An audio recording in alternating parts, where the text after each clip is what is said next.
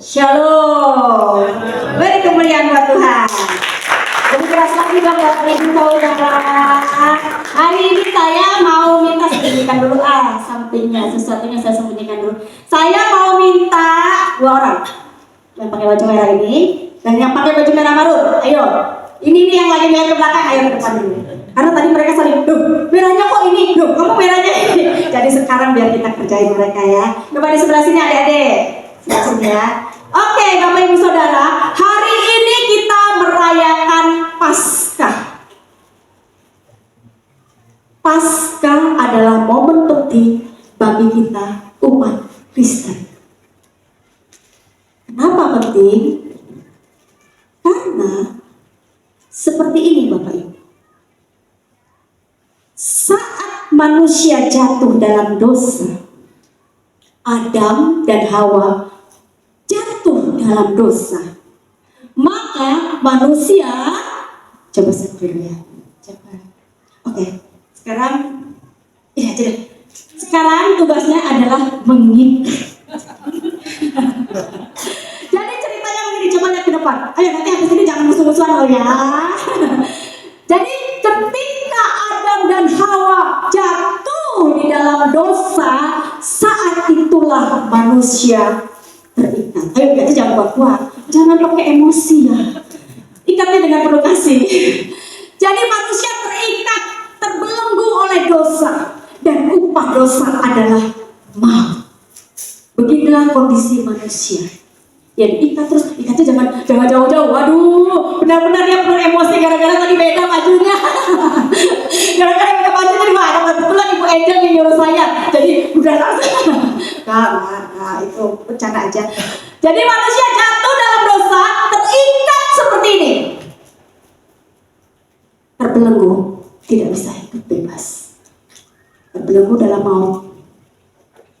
Terbelenggu dalam kesengsaraan. Terbelenggu dengan berbagai masalah, pergumulan, dan banyak hal yang menyakitkan dalam hidup kita.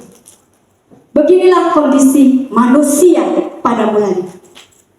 Tetapi kemudian karena kasih Allah kepada kita, yang turunkan anaknya yang tunggal, Yesus Kristus ke dunia untuk menebus dosa para manusia.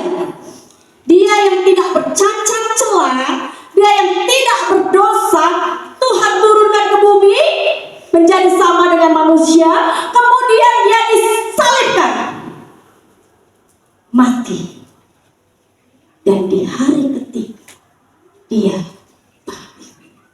Itulah disebut Paskah atau Passover. Passover itu artinya apa? Semua sudah berlalu. Apa yang sudah berlalu? Semua belenggu yang mengikat hidup kita selama ini dilepaskan, dibebaskan, dan kita menjadi manusia yang dimenangkan Allah. Beri kemuliaan dengan batu. Terima kasih ya, Tuhan terkasih. Itulah mengapa Paskah sangat penting buat umat Kristen. Kenapa Paskah sangat penting? Karena tanpa kebangkitan Yesus, kita tetap akan terbelenggu. Tanpa kebangkitan Yesus dari kematian, kita manusia tetap hidup di dalam dosa, tetap hidup di dalam maut. Jadi tidak ada gunanya Yesus mati, karena tidak ada yang dikalahkan. Tidak ada kemenangan. Itu sebabnya Bapak Ibu, Yesus harus bangkit. Dia kalahkan maut dan kita jadi pemenang. Beri kemuliaan kepada Tuhan. Oke, slide-nya berikut. Waduh, mana ini yang mana media? Jadi Bapak Ibu, hari ini kita akan membahas tentang kemenangan. Tetapi yang jadi masalah adalah sudah kita semua hidup di dalam kemenangan itu. Tuhan sudah bilang, hai anak-anakku, engkau sudah bebas, engkau sudah menang. Tapi sungguhkah kita sudah menang? Sungguhkah kita sudah hidup hidup di dalam kemenangan itu. Ya, apa sih bedanya hidup menang dan hidup dalam kemenangan? Boleh slide-nya, Kak Riko? Hari ini kita akan belajar dengan 4 halaman ya, Bapak Ibu Saudara. Harap bersabar kalau saya yang khotbah ya. Oke, mari kita baca firman Tuhan. Tema kita hari ini adalah hidup dalam kemenangan. Tidak hanya hidup sebagai pemenang, tidak hanya hidup menang, tetapi hidup dalam kemenangan. Apa bedanya? Nanti kita belajar. Kita buka dulu sama-sama firman Tuhan dari 1 Korintus 15 ayat 54 sampai 58. Saya mengundang Bapak Ibu untuk banyak berdiri. Kita akan baca ayat ganjil, bapak-bapak ya, atau lady first aja ya. Ayat 54 itu lady first, ladies. Ayat berikutnya bapak-bapak harus selalu mengalah ya sama ibu-ibu. Ya, ibu-ibu yang selalu duluan, wanita selalu terdepan. Setuju ibu-ibu? Setuju. Cuma sedikit aja ya. Setuju nggak ibu-ibu? Aduh. Ya, kita harus seimbang. Nggak boleh wanita di depan, kita harus jalan bersama-sama ya. Oke, kita mulai. 1 Korintus 15 ayat 54 sampai dengan 58. Kita mulai dari kaum wanita ayat 54, berikutnya kaum pria dan bergantian ya. Ayat 54. Sudah yang dapat binasa ini mengenakan yang tidak dapat binasa, dan yang dapat mati ini mengenakan yang tidak dapat mati. Maka akan genaplah firman Tuhan yang tertulis, maut telah ditelan dalam kemenangan. Ayat 55.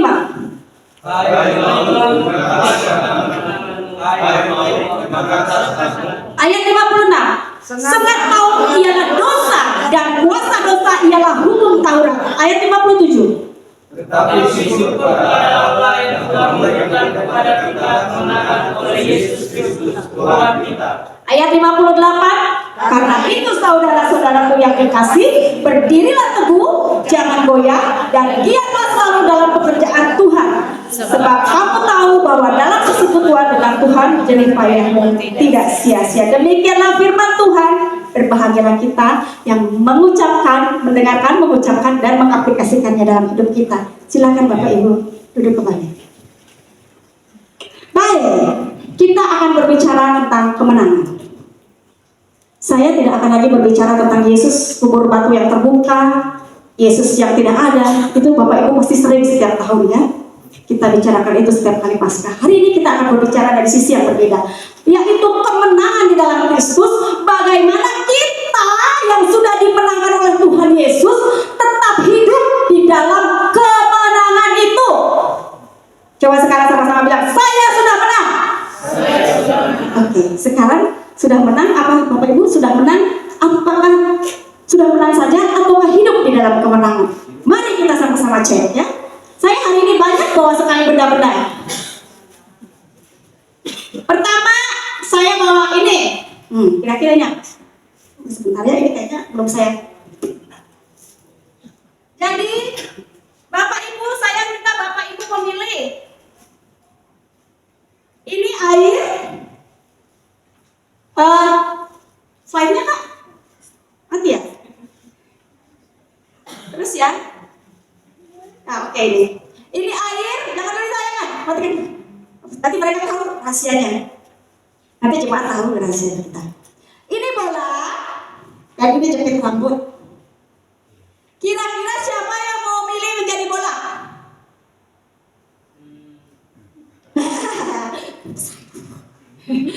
Siapa yang mau milih menjadi jepit rambut? Ayo, masa kalian yang memilih dua-dua? Ibu Rusmina, loh, jadi yang pilih cuma suami saya dan Ibu Rusmina aja? Aduh, yang lain kemana ini? Golput, nggak boleh golput loh, harus pilih. Ya, pemilu aja nggak boleh golput. Masa kita golput sih? Rugi dong. Ya, Bapak Ibu, siapa yang pilih bola? Angkat tangannya. Ayo, kalau Bapak pilih bola, Bapak. Oh, ini juga pilih bola, Bapak. Siapa yang pilih jepit rambut? Yang lainnya? antara bola Di anak-anaknya ya, oh nggak boleh. Itu kalau di pemilu itu nggak sah. Ya, oke baik. Yang pilih bola, kita anggap anggap ini adalah kemenangan. Ya, air ini adalah air kemenangan. Saat kita memilih bola, kita masuk di dalam kemenangan itu. Kita masuk di dalam kemenangan. Tetapi kita tidak tenggelam di dalamnya. Kita menang, tapi dia tidak tenggelam. Tidak ada di dalam kemenangan itu. Dia hanya ada di atasnya. Ketika banyak masalah terjadi, ketika imanmu digoncangkan, ketika banyak persoalan hidup terjadi, kemenangan itu kita bisa terlempar dari kemenangan itu. Inilah hidup yang hanya menang. Tetapi ketika kita memilih jepit rambut, ini anggaplah kita yang sudah dimenangkan Tuhan. Dia hidup di dalam kemenangan itu. Siapa tadi yang pengen jepit rambut? Yang pengen jepit rambut bertobat. Kita hidup di dalam kemenangan itu seperti ini, Bapak Ibu, contohnya. Ada Tuhan sudah memberikan kita kemenangan dan kita hidup di dalam kemenangan itu. Jadi apapun masalah yang terjadi dalam hidup kita, apapun yang membelenggu kita, apapun yang menggoncangkan kita, kita tetap jadi pemenang. Amin. Nah, seperti itu hidup kita. Hidup kekristenan itu seharusnya seperti itu. Tuhan sudah memberikan kemenangan. Apakah kau hanya ingin berdiam di dalam kemenangan itu, menerima sedikit aja kemenangan itu? Tetapi ketika badai masalah datang, kehidupan kamu digoncang, iman kamu digoncang, kamu terlempar dan menjadi pecundang. Tetapi ketika kau memutuskan hidup di dalam kemenangan, apapun yang terjadi, goncangan apapun yang terjadi, engkau tetap menang. Seberapapun berat persoalan itu. Kenapa? Engkau berdiam di dalam kemenangan itu sendiri. Jadi orang yang hidup di dalam kemenangan, dia akan hidup menang, nggak pernah kalah. Jadi nggak ada istilah saya kalah dulu ya, besok saya menang lagi. Nggak ada. Itu namanya Anda hanya pemenang. Next slide, Pak. Mengerti ya? Anggap aja saya dosen. Mengerti ya? Jadi ini, mengalami kemenangan dan hidup dalam kemenangan. Mengalami kemenangan artinya ada kalanya menang, ada kalanya kalah. Kemarin siapa yang nonton pertandingan sepak bola? Terakhir siapa pertandingan sepak bola mana tuh yang 3-0? Wih, apa? Indonesia Vietnam ya. Timnas itu menang kan? Iya. Tapi dia kadang kalah juga kan? Berarti dia tidak hidup dalam kemenangan. Karena timnas kadang kalah, kadang menang. Ya. Oke, next slide. Itu sudah dibaca ya. Nah, bagaimana hidup dalam kemenangan? Ini yang saya akan pelajari. Nih, siapa yang mau? Ada yang tahu ini piala apa? Piala dunia. Betul, jauh-jauh saya bawa ini. Tapi jangan sampai jatuh, anak saya bisa marah. Jadi begini Bapak Ibu, hari ini kita mau belajar. Tadi kita sudah tahu kan, hidup sebagai pemenang dan hidup dalam kemenangan. Ya. Jadi hari ini kita mau belajar bagaimana sih hidup di dalam kemenangan itu. Tuhan sudah memberikan kita kemenangan. Dengan kematiannya di kayu salib kita menjadi orang-orang yang menang. Tetapi sekarang masalahnya adalah bagaimana supaya kita terus hidup di dalam kemenangan yang sudah Tuhan Yesus berikan. Bagaimana supaya hidup kita menang. Tidak ada kalah. Kita akan belajar sama-sama hari ini ya. Yang mau ditulis, tulis. Silahkan. Yang mau diingat, silahkan ya. Supaya ini bisa menjadi rema dalam kehidupan kita. Mari kita belajar bagaimana kita tetap hidup di dalam kemenangan. Saya ambil 3 poin saja ya Bapak Ibu, supaya bisa diingat sama kita. Kalau saya banyak-banyak poin, nanti Bapak Ibu pulang dari sini sudah lupa. Bu Angel, tadi khotbah apa? Tunggu ya, ada 15 poin. Poin ke-1 apa? Poin kedua apa? Lupa. Poin ketiga lupa. Jadi tadi kamu ke gereja ngapain? Lupa. Jadi cukup 3 poin aja ya. Saya berharap ini bisa diingat Bapak Ibu. Firman Tuhan hari ini buat saya pribadi ini luar biasa. Karena apa? Ini benar-benar fondasi awal kita sebagai seorang Kristen. Bagaimana supaya hidup kamu tetap menang di tengah kesukaran? Bagaimana hidup kita semua tetap berada dalam posisi pemenang? Yang pertama. Nah, belum Kak Iko. Pertama, poin pertama yang paling penting banget untuk kita tetap hidup dalam kemenangan adalah satu, sama-sama kita baca yuk. 1, 2, 3. Memiliki mental pemenang atau mindset positif. Orang-orang selalu bilang positive vibe. Ya. Apa ini artinya? Ini saya ngambilnya dari 1 Korintus 15 ayat 57. Boleh? Kita baca ini ya, 1 Korintus 15 ayat 57. Tetapi syukur kepada Allah yang telah memberikan kepada kita kemenangan oleh Yesus Kristus Tuhan kita. Sebenarnya banyak ayat yang menyangkut tentang mental positif, tetapi saya mau ambil satu ini supaya Bapak Ibu tidak terlalu banyak ayat yang diingat. Oke, next slide. Slide sebelumnya deh Pak, Mas Riko, slide sebelumnya. Bapak Ibu, saya tadi bercerita tentang timnas yang menang saat melawan Korea. Apa yang pertama kali mereka lakukan ketika mereka tahu mereka menang? Apa? Ada yang tahu?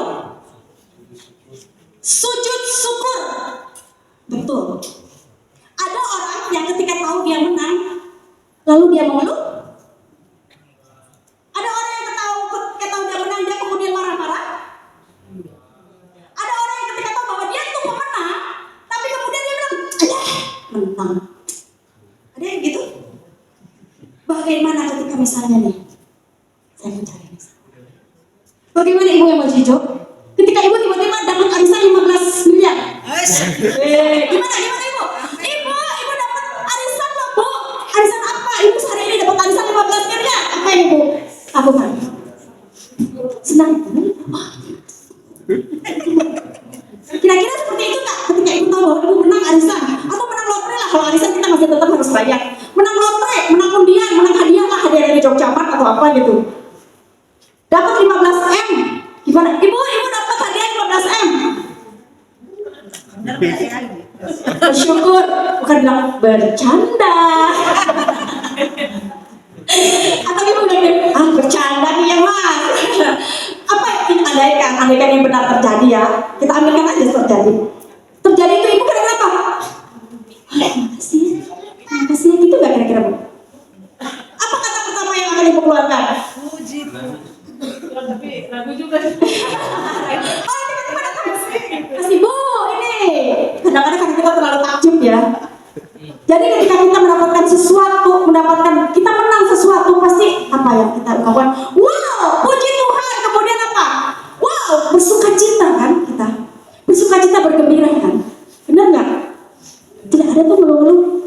Sama juga ketika hari ini Tuhan katakan kepada kita, hai umatku, hai engkau anak-anakku, kau sudah dimenangkan. Apa yang kita akan lakukan? Oh, aku sudah menang ya Tuhan. Terima kasih Tuhan. Setelah itu kita memulai hidup kita dengan seenaknya. Pemenang itu harus mulai dari pikiran kita. Pikiran kita, orang bersyukur itu adalah pola pikir yang positif. Ada nggak orang mengeluh itu positif? Bersyukur itu lawannya mengeluh ya. Orang yang suka mengeluh itu orang positif atau orang negatif? Negatif kan? Jadi mindset seorang pemenang itu selalu positif. Positifnya apa? Dia bersyukur. Kemudian apa? Next slide Kak Riko. Nah, bagaimana cara mengucap syukur dan memiliki mental pemenang? Bu Angel mah gampang ngomong bersyukur. Bu, ini gimana tagihan bukan? Saya belum bisa bayar, masa saya harus bersyukur? Aduh bu, gimana bu? Saya jomblo bertahun-tahun belum dapat pendamping hidup, masa harus bersyukur? Gimana ini bu, bisnis saya macet-macetan terus? Gimana saya bisa bersyukur bu? Kadang kita memang tidak bisa bersyukur ketika masalah datang dalam hidup kita. Boro-boro bisa bilang terima kasih Tuhan, udah pasti kita akan selalu mengeluh. Dan mengeluh itu ternyata bukan mental seorang pemenang. Ketika masalah datang, kita cenderung untuk Tuhan, gimana ini Tuhan, aduh. Mengeluh, keluhan. Tidak pernah kita bersyukur. Lihat Ayub, seberapa goncangan yang dia alami. Pernahkah Ayub mengeluh? Pernahkah Ayub bilang Tuhan tidak adil? Tidak, dia tetap mengucap syukur. Ya, jadi bagaimana cara kita mengucap syukur? Nih saya ajarin Bapak Ibu. Ternyata ya Bapak Ibu, setelah saya ngobrol-ngobrol sama orang-orang yang hidupnya berhasil, mereka yang sudah dari nol kemudian mereka di atas puncak, saya tanya, kuncinya apa kamu bisa berhasil di posisi ini? Tahu Bapak Ibu kuncinya apa? Dia hanya bersyukur tanpa mengeluh. Waktu Tuhan bikin bisnisnya lancar, puji Tuhan. Waktu Tuhan bikin bisnisnya hancur, puji Tuhan. Waktu Tuhan kasih pasangan yang menyenangkan, puji Tuhan. Waktu Tuhan kasih pasangan yang mengecewakan, puji Tuhan. Kunci keberhasilan. Kunci keberhasilan. Dan ini dari orang-orang dunia ya. Mereka yang memulai karir mereka dari nol dan mereka bisa ada di puncak atas. Ternyata satu, hanya mengucap syukur. Apapun kondisi yang sedang dialami, hanya bersyukur aja.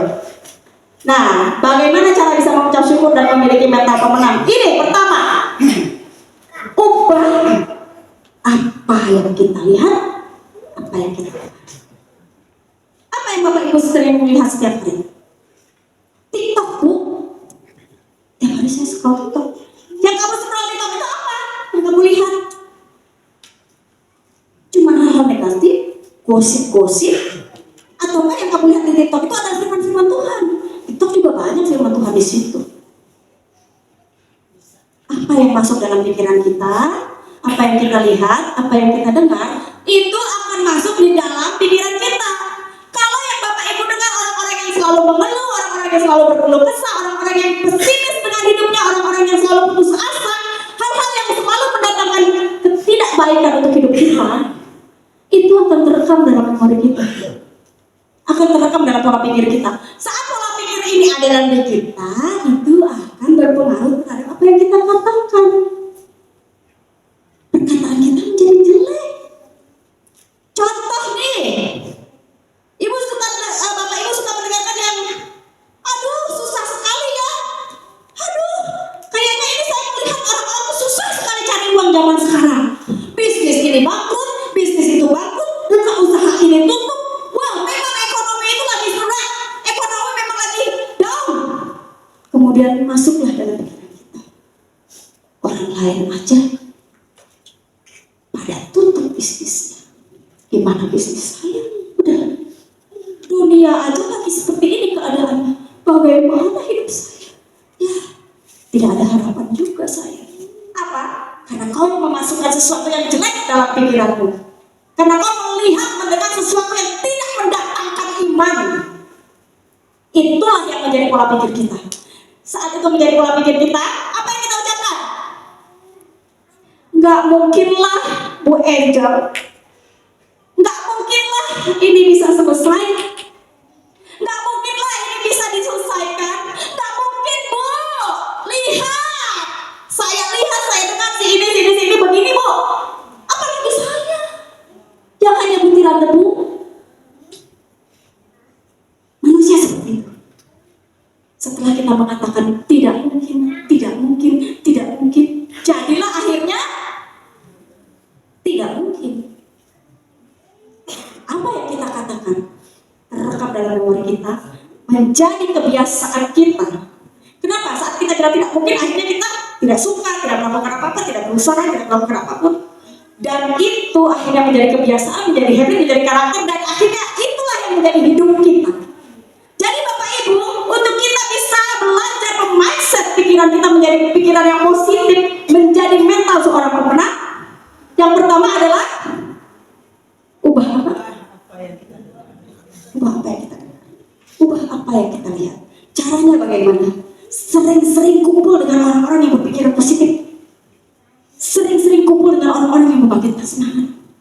Jauhin tuh yang suka gosip-gosip. Gak ada energi yang baik untuk kita terima. Gak ada sesuatu yang baik untuk kita dapatkan. Ya, mulai dari situ aja dulu. Perbanyak baca kitab suci. Itu ya. Dengarkan firman Tuhan, dengarkan lagu rohani. Saya bilang ya, kalau dengarkan lagu rohani juga harus pilih-pilih Bapak Ibu. Jangan sembarang dengan lagu rohani.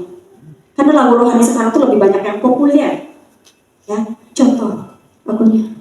Hidupku susah terus Tuhan, susah terus Tuhan, itu jadi susah lah hidup kita. Tapi cari lagu yang aku menang, aku selalu menang. Yesus memberikan kemenangan, Yesus memberikan sukacita. Cari lagu-lagu yang membangkitkan semangat kita, membangkitkan iman kita. Saya itu paling gak suka lagu kalau misalnya Tuhan, bukannya saya mau ini ya, tapi ingat apa yang kita imani itu terkadang terjadi. Misalnya Tuhan, hidupku biarlah di lembah kekelaman. Memang mau kalau Tuhan kasih lembah kekelaman? Ada yang mau? Kalau saya nggak mau. Saya mau Tuhan, aku ingin hidup di dalam kemenangan demi kemenangan demi kemenangan demi kemenangan. Karena aku bukan pemenang. Nggak mau saya susah. Walaupun terkadang hal itu Tuhan izinkan terjadi untuk menguji kita. Tetapi kalau itu benar terjadi karena kehendak Allah, kita pasti akan diberi kemampuan. Ya. Jadi mulai sekarang ubah apa yang kita dengar, apa yang kita lihat itu dulu. Setelah itu ubah kata-katamu. Aduh, ini paling susah nih ubah kata-kata. Paling susah saya bilang. Terkadang kita itu ketika melihat sesuatu yang negatif, mendengar sesuatu yang negatif, keluarlah perkataan negatif. Saya selalu bilang sama anak saya, jangan ucapkan hal buruk tentang dirimu sendiri. Misalnya anak saya nakal, enggak, kamu anak baik. Saya selalu suruh anak saya mengucapkan kata-kata yang benar-benar dan yang baik. Tidak pernah saya bilang kalau perkataan itu mendatangkan kejelekan buat diri sendiri, jangan pernah katakan. Karena perkataan itu mendatangkan masa depan kita, memunculkan iman kita. Ya, mindset pemenang itu tidak pernah bilang saya kalah, saya tidak bisa, saya buruk, saya tidak mampu, saya tidak bisa. Itu bukan mental pemenang. Mental pemenang itu apa? Saya bisa, saya pasti bisa, saya harus bisa, saya wajib bisa, dan saya selamanya bisa. Apapun persoalan kita, kita bisa. Karena ingat, Tuhan sudah berikan kita kemenangan. Kemenangan mengalahkan maut, kemenangan mengalahkan kekalahan dalam hidup kita. Kemenangan dalam segala pergumulan hidup kita. Bapak Ibu percaya tidak, orang sakit kanker sekalipun, yang orang anggap itu penyakit sangat berat dan tidak ada obatnya, ketika dia percaya sembuh tanpa obat-obatan, dia sembuh. Itu ada kesaksian. Ya, jadi perkataan kita, mindset pemenang. Ya, bagaimana jadi mindset pemenang itu Bapak Ibu? Kita harus berkata apa? Saya bisa, saya pasti bisa, saya harus bisa, saya wajib bisa, saya selamanya bisa. Coba kita sama-sama bilang, saya selamanya bisa. Dan Saya selamanya bisa. ini bukan yang pemenang, saya selamanya bisa. Bagaimana kalau si Messi nih? Ini Messi saya nih. Messi saat dia menang, tahu nggak mental-mental para pemenang? Messi, Ronaldo, siapa lagi itu orang-orang pebasket terkenal, orang-orang pemenang-pemenang itu tahu nggak? Pernah nggak mereka itu berpikir I'm a loser? Saya tidak mungkin menang. Pernah nggak mereka berpikir itu? Enggak. Saat mereka bertanding mereka selalu bilang saya pasti menang. Dan itu yang membuat mereka menang. Messi ini dia selalu bilang dia pas, apalagi Ronaldo. Mana bapak-bapak di sini yang suka nonton bola? Coba tolong cerita sama saya. Kalau anak saya itu tahu karakter Ronaldo seperti apa, Messi seperti apa. Kalau Ronaldo itu selalu bilang saya bisa, saya pasti bisa, saya bisa. Dan akhirnya itu yang membawa dia kepada kemenangan demi kemenangan. Begitu juga dengan Messi. Kenapa dia bisa sampai ambil piala? Karena dia punya mindset pemenang. Dia selalu bilang saya pasti bisa mengalahkan musuh, saya pasti bisa karena saya seorang pemenang. Dan itu yang membuat dia menang. Bapak Ibu sudah dikasih di piala sama Tuhan, piala kemenangan dalam hidup Bapak Ibu saudara. Lalu Bapak Ibu coba bilang, saya menang. Jeez. Begitukah ketika Bapak Ibu menerima piala adalah kemenangan dari Tuhan. Yang dengan darahnya yang mahal tebus dosa kita, mengalahkan maut, memberikan kita kemenangan, memberikan piala kemenangan buat hidup kita. Lalu ketika Bapak Ibu menerimanya, gitu ya. Seperti itulah sebenarnya kita. Kita tidak menghargai kemenangan yang sudah Tuhan Yesus kasih. Kita terlalu merasa menggampangkan kemenangan itu, menggampangkan darah Yesus yang sudah tercurah di kayu salib. Miliki mental pemenang. Bagaimana mental pemenang itu? Saya pasti bisa. Saya selamanya bisa. Itulah mental pemenang. Kau akan terus menang, dan menang. Tapi ketika kita bilang, saya tidak bisa, engkau sudah menjadi pecundang, bukan pemenang. Ingat ya Bapak Ibu, persoalan apapun yang sedang Bapak Ibu saudara hadapi, seberat apapun itu, seperti batu yang menutup kubur Yesus, seberat apapun itu, pasti bisa. Sudah ada janji Tuhan loh, karena Yesus sudah tercurah di kayu salib, Yesus sudah bangkit, engkau sudah diberikan kuasa untuk menang. Pakai kuasa itu untuk menang. Ya Bapak Ibu, next slide. Sekarang yang kedua, bagaimana kita tetap hidup dalam kemenangan? Ingat ya, kita sudah menang, tapi belum semua hidup di dalam kemenangan. Jadi hari ini kita mau belajar bagaimana sih hidup di dalam kemenangan itu. Yang tadi pertama adalah punyai mindset, punyai pola pikir seorang pemenang. Mental pemenang itu selalu bilang saya bisa, saya mampu, saya sanggup, saya adalah pemenang. Yang kedua, saya ambil dari 1 Korintus 15 ayat 58a, boleh dibaca dulu. Karena itu saudara-saudaraku yang kekasih, berdirilah teguh, jangan goyah, dan giatlah selalu dalam pekerjaan Tuhan. Oh ini yang B-nya ya. Kita di ayat 58a ya. Karena itu saudara-saudaraku yang kekasih, berdirilah teguh jangan goyah. Ini saya artikan begini Bapak Ibu. Ketika kita mau hidup di dalam kemenangan, itu artinya kamu harus bertahan di dalam kemenangan itu. Sama seperti tadi gelas. Mana gelasnya hilang? Hilang gelasnya. Seperti tadi Bapak Ibu Saudara, kita bertahan di dalamnya, bertahan di dalam kemenangan yang kita punya. Bagaimana caranya? Next slide Pak Ripo. Anak saya, ini Kimberly, tadi ada fotonya ya. Kimberly ini dia terpilih menjadi salah satu peserta Youth Basketball Association. Itu basket, jadi gak semua anak-anak yang dilatih basket itu terpilih untuk masuk di dalam event itu. Jadi Kimberly salah satu yang terpilih dalam event itu. Dia tergabung sebelumnya Pak. Nah, ini ya, dia ikut tergabung di sini. Saya sebagai orang tua ya bangga ya, karena tidak semua orang bisa masuk dalam yang dipilih sama pelatihnya.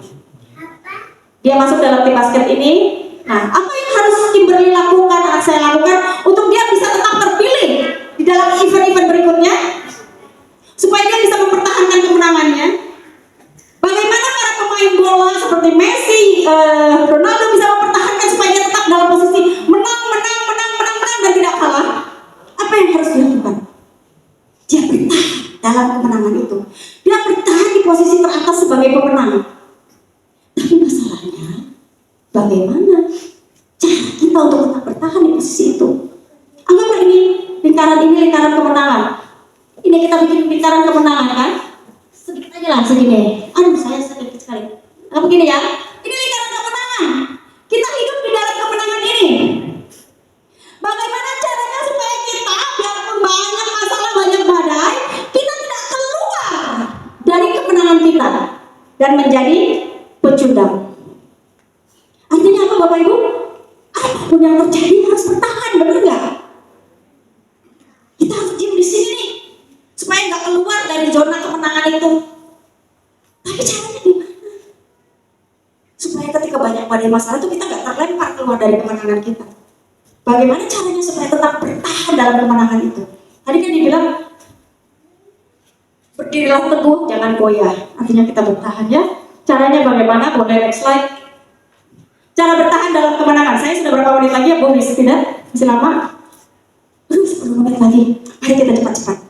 Cara bertahan dalam kemenangan. Ini sebenarnya sangat penting. Intim memiliki komunikasi dengan Tuhan. Latih iman kita untuk semakin peka dengan kehendak Tuhan. Hanya satu cara bertahan itu. Sering-sering ngobrol sama Tuhan. Tahu nggak rumah tangga yang awet? Hubungan yang selalu awet. Yang tidak pernah tergoncang kanan dan kiri. Karena mereka punya komunikasi yang baik. Bagaimana kemenangan kita dengan Tuhan tidak tergoncangkan, kita bisa bertahan dalam kemenangan yang Tuhan berikan? Komunikasi dengan baik dengan Tuhan. Sama pasangan aja, kalau kita jarang ngobrol, sekalinya ngobrol, bertengkar. Karena kita tidak saling mengenal satu dengan yang lainnya. Kita tidak saling tahu apa yang dia mau, apa yang saya mau. Tapi bagaimana ketika kita terus ngobrol sama Tuhan? Komunikasi yang baik terjalin. Saat komunikasi yang baik terjalin, kita lebih peka dengan apa yang Tuhan mau. Kita akan lebih cepat mendengar apa yang Tuhan minta, apa yang Tuhan suruh. Ya, itu menolong kita untuk tetap bertahan dalam kemenangan yang sudah Tuhan berikan. Next slide. Ini yang ketiga, ini yang terakhir ya. Bergerak terus dalam kemenangan. Ini saya ambil dari 1 Korintus 15 ayat 58b. Dan giatlah selalu dalam pekerjaan Tuhan. Untuk kita tetap dalam posisi menang, kita harus melatih kemampuan kita. Seorang pebasket, walaupun dia sering latihan, walaupun dia tetap berada di dalam zona kemenangan, tapi dia nggak pernah bertanding basket, dia nggak pernah tahu apakah posisi dia pemenang atau kalah. Jadi dia harus menguji, dia harus bertanding dengan pemain basket yang lainnya. Dia harus menguji kemampuan dia. Sama juga dengan Bapak Ibu Saudara. Bagaimana Bapak Ibu Saudara bisa tahu posisi Bapak Ibu Saudara di dalam posisi yang menang? Bapak Ibu harus bergerak. Lakukan pekerjaan-pekerjaan Tuhan. Apa contohnya? Bersosialisasi, masuk di dalam pesan. Silakan next slide Pak. Gabung dalam pesan, jadi pelayan Tuhan, beritakan Injil, bergerak, bersosialisasi dengan orang-orang. Saat kita bergerak, saat kita bersosialisasi, kita akan bertemu dengan berbagai masalah yang menempa hidup kita. Ketika masalah itu terjadi, disitulah iman kita diuji. Ketika iman kita diuji, kita akan tahu kapasitas kita. Apakah kita masih di zona kemenangan, ataukah kita sudah pindah di zona bukan pemenang? Ya, jadi meskipun kita sudah ada di dalam kemenangan itu, kita tetap harus terus bergerak untuk mengaktifkan iman kita. Iman kita lah yang menolong kita untuk tetap memiliki pola pikir pemenang. Ya, mengerti nggak Bapak Ibu Saudara? Jangan-jangan ngantuk nih. Oke, kita sebentar lagi selesai ya, tenang. Pasti selesai, habis ini kita makan-makan kan? Betul nggak? Oke, seorang pemenang yang hanya berdiam diri di dalam zona kemenangan, hidupnya baik-baik aja, lurus-lurus aja, tidak ada masalah, sampai tahun akan kehilangan kekuatan dalam mempertahankan kemenangannya. Suatu saat ketika badai hidup datang, cepat terpental. Ya? Jadi senanglah Bapak Ibu Saudara ketika Bapak Ibu Saudara dihadapkan dengan berbagai persoalan. Itu sedang menguji mental kita sebagai pemenang. Apakah kita mengalah dengan persoalan yang kita hadapi di depan? Ataukah kita bertempur, berperang, dan jadi pemenang? Ingat ya janji Tuhan, kita itu akan jadi pemenang. Ingat janji Tuhan Bapak Ibu, kita itu akan jadi pemenang. Itu hanya membutuhkan mental Bapak Ibu untuk mengatakan saya pemenang dari masalah saya. Banyak orang tidak bisa paham. Sudah diberikan kemampuan, sudah diberikan kapasitas, sudah diberikan piala kemenangan oleh Tuhan. Tapi ketika masalah hidup datang, ketika banyak persoalan terjadi, engkau tidak mengklaim kemenangan. Yang kau klaim apa? Aku menyerah. Udahlah Tuhan, aku pilih jalanku saja. Tidak mengandalkan Tuhan. Hati-hati ya Bapak Ibu. Andalkan Tuhan. Jangan pilih jalan sendiri. Jangan pilih jalan sendiri ya. Oke. Hari ini kita sudah belajar bagaimana kita hidup di dalam kemenangan itu. Pertama, boleh next slide. 3 hal untuk tetap hidup dalam kemenangan. 1, ingat-ingat baik-baik ya Bapak Ibu, supaya kita hidup terus menang. Jangan kalah. Ya, kita kalahkan si maut itu. Sengatnya sudah tidak ada. Kita tuh cuma ditakut-takutin aja. Bapak Ibu ditakut-takutin dengan berbagai persoalan yang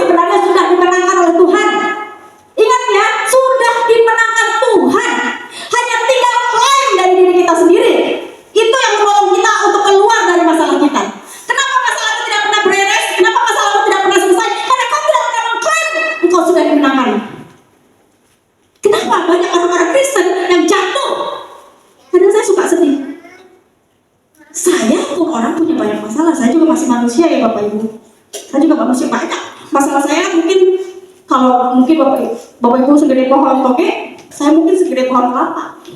Masalahnya saat saya mulai jatuh, saya tahu, saya klaim, Tuhan, saya menang dalam masalah ini. Saya injak masalah saya dan saya mau berdiri di dalam kebenaran firman Tuhan bahwa saya adalah pemenang Tuhan. Bersama Tuhan saya pasti menang. Saya tidak pernah meragukan Tuhan dalam hidup saya, Bapak Ibu. Kenapa? Perjalanan saya dari sejak kecil mengenal Tuhan sampai saya saat ini selalu berjalan dari kemenangan kepada kemenangan kepada kemenangan kepada kemenangan. Saya tidak pernah mengeluh di hadapan Tuhan. Seberat apapun itu masalah, saya nangis sampai jungkir balik ibaratnya, sampai gosek-gosek. Tapi saya tidak pernah bilang Tuhan kau jahat, tidak pernah. Saya sudah terima kasih Tuhan, saya lewati ini. Terima kasih Tuhan, saya alami ini. Terima kasih Tuhan. Apa yang terjadi? Mukjizat Tuhan terjadi. Ya, saya sudah banyak mengalami mukjizat Tuhan. Itu sebabnya saya bilang, kalau Tuhan bisa lakukan itu pada saya, Tuhan bisa lakukan itu pada Ibu Rustida, Tuhan bisa lakukan hal yang sama pada Bapak Ibu Saudara sekalian. Satu, miliki mental pemenang, bertahan dalam kemenangan, bergerak terus dalam kemenangan. Jadilah umat pemenang. Darah Yesus di kayu salib, kebangkitan yang menjadikan kita pemenang, lebih dari pemenang. Miliki itu dalam hidup Bapak. Klaim itu dalam hidup kita, oke? Oke. Boleh videonya diputar. Ini ada satu video. Mungkin Bapak Ibu sendiri bilang, Bu Angel mah gampang ngomong begitu. Kenyataannya susah. Tidak seperti yang Bu Angel omongkan di depan mimbar. Saya tahu untuk hidup di dalam kemenangan demi kemenangan itu bukan hal yang mudah. Kita manusia yang terbatas. Boleh dimatikan belakangnya ya? Ini seperti kita di dalam pertandingan. Ketika kita berusaha untuk menjadi pemenang, kita berlari di dalam area kehidupan kita. Masalah terjadi saat kita diproses Tuhan. Mungkin kau terjatuh, tidak berdaya, tidak mampu lagi berjalan di dalam jalan yang Tuhan Yesus mau. Lihat, ini seperti contoh kita ketika terseok-seok menjalani hidup kita. Sakit, tapi kau terus berusaha untuk berjalan. Kau tidak mampu untuk mengambil apa yang Tuhan Yesus minta, tapi kau terus berusaha. Dan seseorang datang menemani dia, melangkah bersamanya, merangkul bahunya, menolong dia.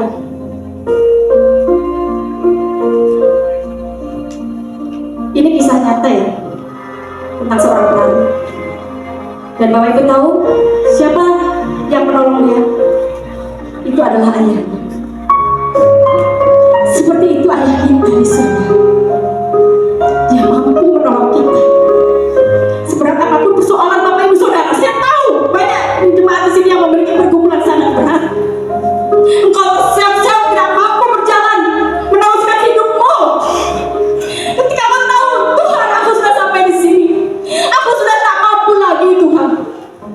Lihat, Bapa kita di surga merangkul, memangkat kita, membersamai langkah kita. Bapak Ibu, ini Bapak dunia bisa seperti ini. Kita punya Bapa yang luar biasa, Bapa yang penuh dengan kuasa, Bapa yang sudah memberikan kita kemenangan. Mengapa engkau tidak pernah mempercayai Bapamu? Mengapa kita masih berdiri dengan kekuatan kita sendiri? Kita punya Bapa yang akan menolong kita. Next slide Pak. Slide berikutnya. Bapa di surga lebih daripada itu. Ketika kau tidak sanggup menjalani kehidupanmu, ketika kau merasa bahwa kau akan menjadi pecundang dalam kehidupanmu, berdirilah tegak, pegang tangan Tuhan. Ini pesan Tuhan sepanjang tahun ini. Tuhan minta kita pegang tangan Dia, pegang tangan Tuhan erat. Biarkan Tuhan berjalan dengan kita. Dia akan menolong kita, walaupun kita tertatih. Ada tangan Tuhan yang pegang kita. Itulah makna kemenangan. akan menyertai kita sampai kita mendapatkan mahkota kehidupan kita. Jangan pernah takut. Kita umat tenang. Bersyukur kita sudah hidup mendapat Tuhan. Ya, hiduplah terus di dalam kemenangan kita.